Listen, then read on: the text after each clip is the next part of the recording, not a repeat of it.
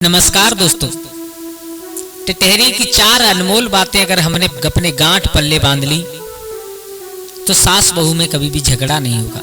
हाँ दोस्तों, जब नई नवेली दुल्हन घर में लेकर के आते हैं, जब नई बहू घर में आते हैं, उसका स्वागत करते हैं, तो सास ससुर का क्या धर्म बनता है, सास ससुर को उस दिन से कैसे रहना चाहिए। दोस्तों, इस कहानी में हम आप लोगों को यही बताने के लिए जा रहे हैं। बहुत ही ज्ञानवर्धक, बहुत ही मोटिवेशनल कहानी है। दोस्तों, अगर आपने इस वीडियो को खोल लिया है तो प्लीज इसे पूरा जरूर देखें। तो जय श्री राधे। कैसे हैं आप लोग? उम्मीद करता हूं अच्छे ही होंगे। दोस्तों, आप लोगों से मैं एक निवेदन करूंगा कि अगर आप हमारे गजब ज्ञान यूट्यूब चैनल पर नए दर्शक मेहमान बंधु बनकर के आए तो प्लीज हमारे चैनल को सब्सक्राइब करें और हो सके तो परिवार और दोस्तों के साथ में शेयर जरूर करें, क्योंकि ये एक ऐसी मोटिवेशनल ज्ञानवर्धक कहानी है। इस कहानी को सुनने के बाद हम लोगों को बहुत कुछ सीखने के लिए मिलेगा। बहुत ही प्रेरणादायक कहानी है। दोस्तों, अगर आप परिवार के साथ में शेयर करेंगे, अगर उन लोगों ने इसे सुना तो हो सकता है न जाने किनके दिमाग पर कौन सी बात असर कर जाए, शायद कुछ थोड़ा बहुत असर पड़ जाए। दोस्तों, इसलिए हम आपसे रिक्वेस्ट करते हैं और प्लीज वीडियो को पूरा जरूर देखें। दोस्तों, इस कहानी के अंत में टिटहरी और चार ऐसी अनमोल ज्ञानवर्धक बातें बताई गई कि सास ससुर को बहू घर में आ जाए तो सास ससुर को कैसे रहना चाहिए, किन किन बातों का हमेशा ध्यान रखना चाहिए। और जिन लोगों ने इन चार बातों का ध्यान रख लिया उनके घर में कभी कलह नहीं हो सकती। ध्यान रखना, बहुत ही अनमोल बातें चार। तो आ जाओ, आप लोगों का ज्यादा समय बर्बाद ना करते हुए, क्योंकि समय बहुत अनमोल हुआ करता है, कहानी प्रारंभ करते हैं। दोस्तों, किसी खेत में एक टिटहरी का जोड़ा रहा करता था। तो एक दिन किसी कारणवश और एक सियार ने उनमें से जो नर टिटहरा था उसको मार दिया। अब टिटहरी अकेली बची। आप लोग जानते हो कि चाहे जोड़ा किसी का भी हो, दोनों में प्यार बहुत होता है। टिटहरी अपने टिटहरा की याद में बैठी हुई है। चारों तरफ का कोई ध्यान नहीं है, क्या हो रहा है चारों तरफ, सिर्फ और सिर्फ याद आ रही है तो अपने उस साथी टिटहरा की। मेरे भैया, सुबह हुआ, टिटहरी तो उस टिटहरा की याद में बैठी है। उधर सुबह किसान अपने खेत पर गया तो उसने देखा कि टिटहरी बहुत सुस्त बैठी है और किसान धीरे धीरे उसके पास में पहुंच गया, लेकिन वो उड़ी नहीं। क्यों? क्योंकि उसका शरीर वहां पर बैठा हुआ था, उसका ध्यान तो कहीं अलग था। मेरे भैया, ऐसा होता है कभी कभी, जब इंसान के ऊपर दुख पड़ता है ना, तो शरीर कहीं अलग होता है, ध्यान कहीं अलग होता है, मन कहीं अलग होता है उसका, आदमी का। ऐसे ही वो टिटहरी, शरीर तो उस खेत में बैठा हुआ था लेकिन उसका ध्यान अपने टिटहरा में लगा हुआ था। टिटहरा को किसी सियार ने मार दिया था। मेरे भैया, उस किसान ने झुक करके उस टिटहरी को हाथ में पकड़ लिया। ध्यान देना सब लोग। टिटहरी को एकदम होश आया। टिटहरी ने अब सोचा, अब मैं भी जिंदा नहीं बचूंगी। तो उस टिटहरी ने विनय किया उस किसान से, भैया मैं तो वैसे भी दुख की मारी हूँ, आप मुझे क्यों परेशान कर रहे हो हैं? मारना है तो मुझे एकदम मार दो, अन्यथा धीरे धीरे करके मुझे मत मारना। एकदम किसान समझ गया। किसान बोला, तुम्हारे ऊपर क्या दुख है? बोले, मेरे ऊपर इतना बड़ा दुख है, मेरे ऊपर इतना बड़ा दुख है कि शायद भगवान किसी को ना दे। बोले, क्यों? बोले, इसलिए निर्दोष मेरे पति को, निर्दोष मेरे साथी को एक सियार ने मार दिया। मैं उसी की याद में बैठी हुई थी, आपने मुझे पकड़ लिया। मेरे भैया, किसान को थोड़ी सी रहम आया। तो किसान ने कहा, मैंने सुना है कि टिटहरी बहुत ज्ञानवर्धक बातें बताती हैं। क्या? बोले, हाँ।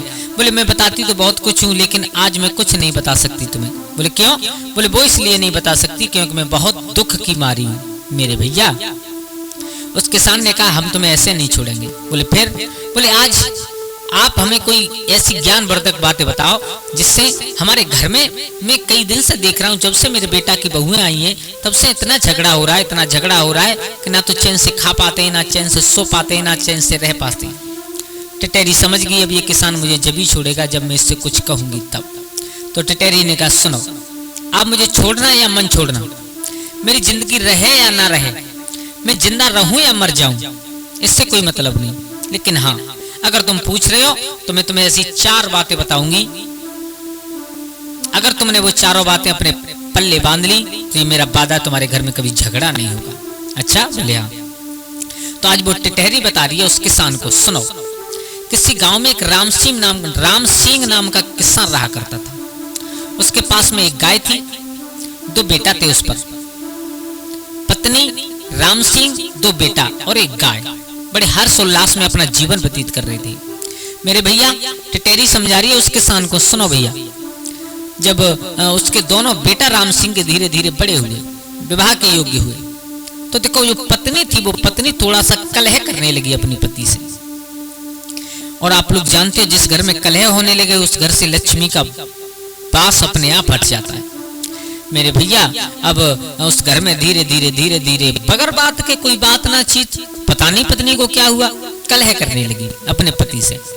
उसी कलह के बीच में और राम सिंह ने अपने दोनों बेटाओं की शादी की, दोनों बेटाओं की शादी की राम सिंह ने। तो जब राम सिंह के बेटाओं की शादी होकर के दो बहुएं नई नवेली दुल्हन घर में आई हैं, तो राम सिंह ने अपनी पत्नी को समझाया, देखो अब तक जो तुम करती थी चाहे अच्छा हो चाहे बुरा हो, लेकिन वो चीज आज के बाद मत करना। टेटेरी समझा रही है किसान को। तो राम सिंह अपनी पत्नी से कह रहा है, जो तुम आज तक किया करती थी वो अब मत करना, क्योंकि ये दो बहुएं हमारे आंगन में आई हैं और जब ये तुम्हारी ऐसी बातें सुनेंगे तो क्या कहेंगे मेरे भैया। लेकिन आप लोग जानते हो कि जिसकी जो आदत हुआ करती है वो कभी छूटती नहीं। अब 2, 4, 6, 8, 10 महीने व्यतीत हुए तो वो राम सिंह की पत्नी जो हालत अपने पति की किया करती थी, बगैर बात के क्लेश करना, बगैर बात के कलह करना, बगैर बात के विकार फैलाना घर में, वही अपनी बहुओं के साथ करने लगी। छोटी छोटी बातों पर मुंह फुला करके बैठ जाती है, छोटी छोटी बातों पर और कुनकुनाने लगती है, छोटी छोटी बातों पर और पूरे दिन बड़बड़ाती रहती है। मेरे भैया बहू परेशान होने लगी उससे, यानी अपनी सास से। और ये बात हकीकत है कि जब बगैर बात के तुम्हें कोई रोजाना उंगली करेगा, रोजाना परेशान करेगा, तो तुम 1, 2, 4, 6, 8, 10 दिन रुकोगे, उसके बाद में जवाब तो देना पड़ेगा। मेरे भैया अब 2, 4, 6, 8, 10 दिन बाद बहू ने कहा, माँ तुम पागल हो गई हो क्या है? कोई बात हो तो तुम कहो तो अच्छी लगती है, लेकिन बगैर बात के तुम कलह करती हो घर में, बात क्या है, मतलब क्या है? मेरे भैया जब बहू की इतनी बात सुनी अब तो वो और ज्यादा आग बबूला, अपने पति से जाकर के उस राम सिंह से जाकर के कहा है, देखो ये बहू अभी 4 दिन हुए नहीं है घर में आए, जिस जवाब देने लगी, ये हो गया वो हो गया, महाराज पूरा बवंडर बना करके तैयार कर दिया। अब तो उस घर में इतनी कलेश रहने लगी कि राम सिंह दुखी होकर के घर से निकल जाए, पूरे दिन खेत पर व्यतीत करे, शाम को जब लौट करके आए तो फिर वही कलेश खड़ी मिले। हमारे विद्वान कह देते हैं कि चूल्हा से आग खत्म हो जाती थी लेकिन घर की कलेश खत्म नहीं होती थी। मेरे भैया धीरे धीरे धीरे धीरे उस राम सिंह के घर से लक्ष्मी जी निकलना शुरू हो गई। ये बात सत्य है बिल्कुल दोस्तों। जिस घर में कलह हुआ करती है, जिस घर में आपस में प्रेम नहीं होता, वहां से लक्ष्मी जी का वास हट जाता है। तो मेरा एक निवेदन आपसे है, जो जो इस कहानी को सुन रहे हैं, भैया चाहे कुछ करना लेकिन अपने परिवार में कभी कलह मत करना। कोई बात है तो बैठा करके समझाओ, समझ में आ जाए तो ठीक है, अगर उनकी समझ में नहीं आ रही है दोबारा समझाओ, दोबारा समझ में नहीं आ रही है तो खुद थोड़े झुक जाओ, लेकिन कभी कलह मत करो, क्योंकि कलह करने से इंसान का हंसता खेलता परिवार बर्बाद हो जाता है। दोस्तों उस राम सिंह के घर से लक्ष्मी जाने लगी, अब तो वो दुखी रहने लगे। अब तो इतना कुछ चला गया, सब कुछ चला गया कि उनके घर में जो गाय थी, अब तो राम सिंह पर ये नौबत आ गई कि इस गाय को बेचना पड़ेगा, इस गाय का पेट कहां से भरेंगे। मेरे भैया टिटेरी बोली है किसान, जब राम सिंह के ऊपर नौबत आई तो राम सिंह ने विचार कर लिया कि अब तो मैं और इस गाय को बेचूंगा, क्योंकि ये अगर मेरे आंगन में भूखी प्यासी रहेगी तो मुझे ज्यादा पाप लगेगा।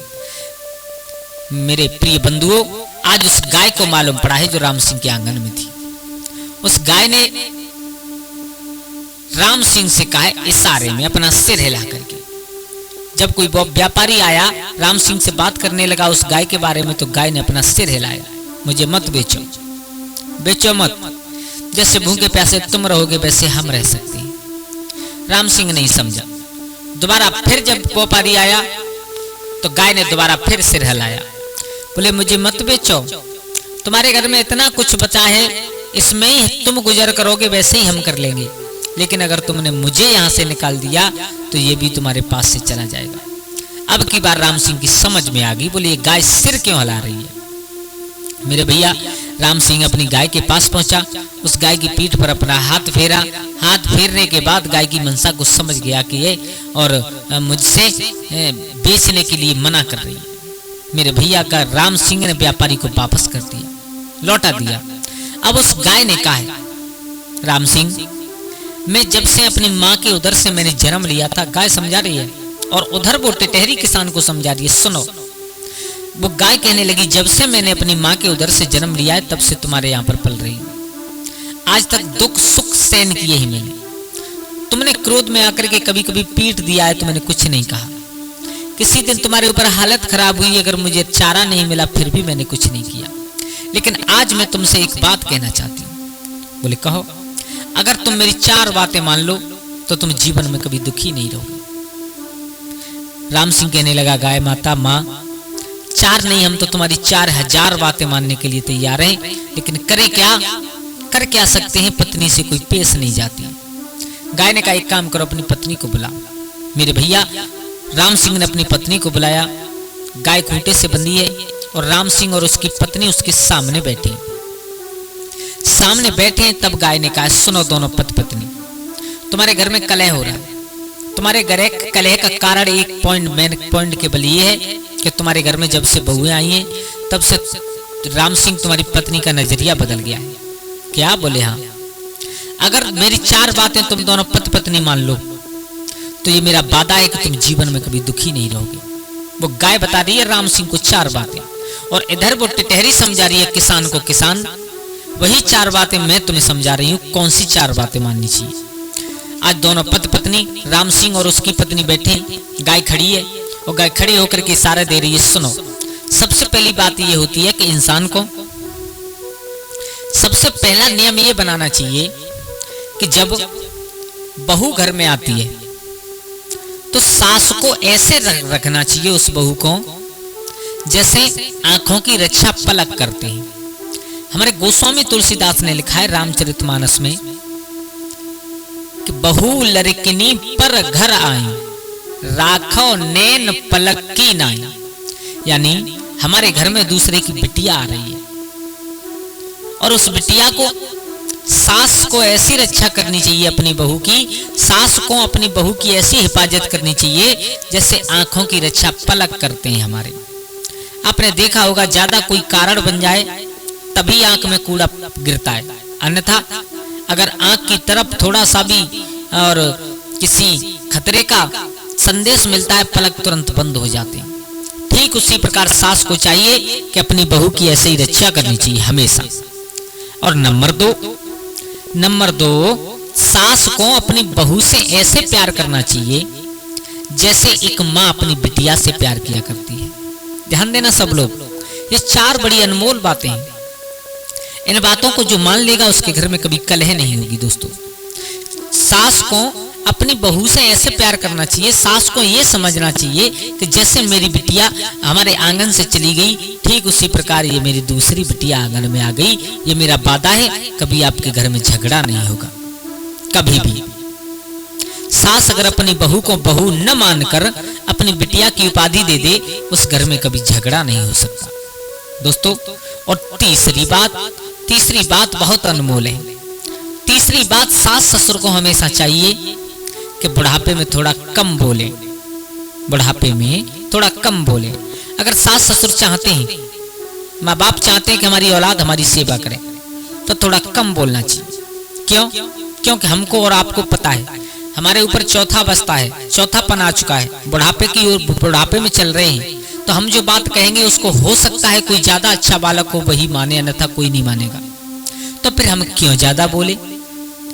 जो कर रहे हैं वो अपनी समझ से कर रहे हैं। ज्यादा कुछ गलत होता दिख रहा है तब थोड़ा सा समझाओ, अन्यथा हर बात पर अपनी प्रक्रिया देना बंद कर दो, घर में कलह नहीं होगी। तीसरा, बुढ़ापे में इंसान को कम बोलना चाहिए, सास ससुर को बहू और बेटा के सामने थोड़ा कम बोलना चाहिए। और चौथी, जो सबसे महत्वपूर्ण बात हुआ करती है, इस चौथी बात को जिसने अपना लिया उसके घर में कभी कलह या विकार नहीं आ सकता। चौथी बात है, बुढ़ापे में अपनी इच्छाओं पर काबू रखना चाहिए इंसान को। हम अपने घर का माहौल देख करके अगर अपनी इच्छा जागृत करें तो ज्यादा अच्छा है। घर में एक बेटा एक बहू है, उसके 4 बच्चे हैं। वो बेटा 300 रुपए की मजदूरी करके आता है, अपने बच्चों का पालन कर रहा है, उसी में से आपको खिला रहा है। इसके बावजूद जो माँ बाप अपनी इच्छाओं को ज्यादा जाहिर करते हैं, अपनी इच्छाओं को ज्यादा उत्पन्न करते हैं, अपनी इच्छाओं को ज्यादा प्रकट करते हैं, उस घर में कुछ दिन बाद कलह शुरू हो जाती है। दोस्तों, इसलिए बुढ़ापे में सास ससुर को चाहिए, बुढ़ापे में माँ बाप को चाहिए कि कम से कम अपनी इच्छाओं को जागृत करें। ये 4 बातें जिन लोगों ने मान ली उनके घर में कभी कलह नहीं होगी। दोस्तों, कैसी लगी आप लोगों को हमारी ये कहानी, प्लीज कमेंट में जरूर बताएं। और अगर अच्छी लगी हो तो प्लीज हमारे चैनल को सब्सक्राइब करें, गजब ज्ञान यूट्यूब चैनल को सब्सक्राइब करें। आपका एक सब्सक्राइब हमारे लिए बहुत अहमियत रखता है। दोस्तों, आज के लिए बस इतना ही। कल फिर मिलते हैं किसी एक नई कहानी, एक नई चर्चा के साथ। तब तक के लिए सभी लोग आनंदित रहें, खुश रहें। जय श्री राधे, जय श्री राम।